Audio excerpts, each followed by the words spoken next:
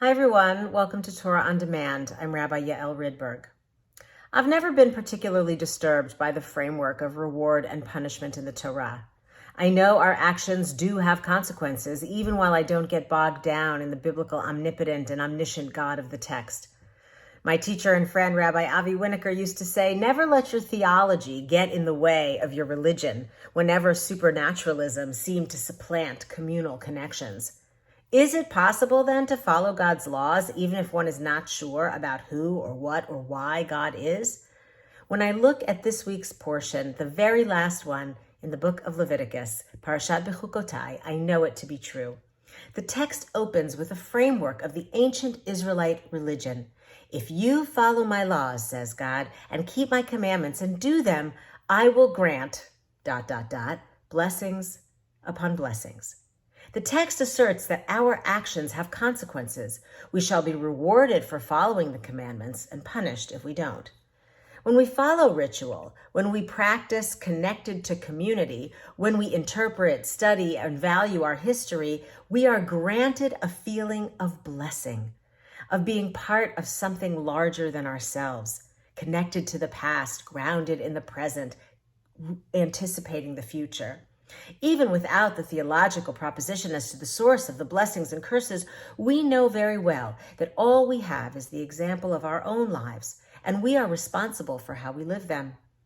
When we act with integrity and strive for virtue, seek blessings and offer gratitude, rewards of such behavior are to be cherished. When we are arrogant, narcissistic, and ungrateful, shallow relationships and lonely existence are likely punishments.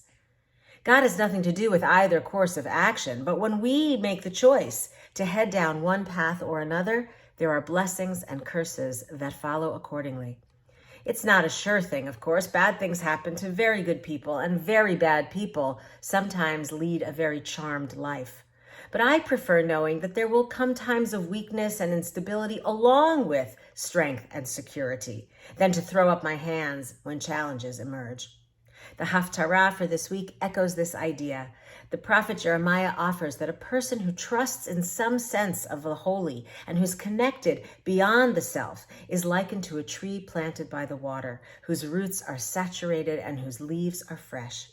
The person who relies on no one and nothing but their own self is like a scorched and barren bush in the desert. I believe that when we strive towards uprightness, we are more likely to find ourselves rooted firmly in the ground, and I experience holiness from that groundedness, secure enough, trusting enough to keep walking, to keep following and challenging and questioning and celebrating life. Chazak, chazak, v'nit chazek. May we all be strengthened in the weeks to come. Shabbat Shalom. Thanks for joining me. See you next time.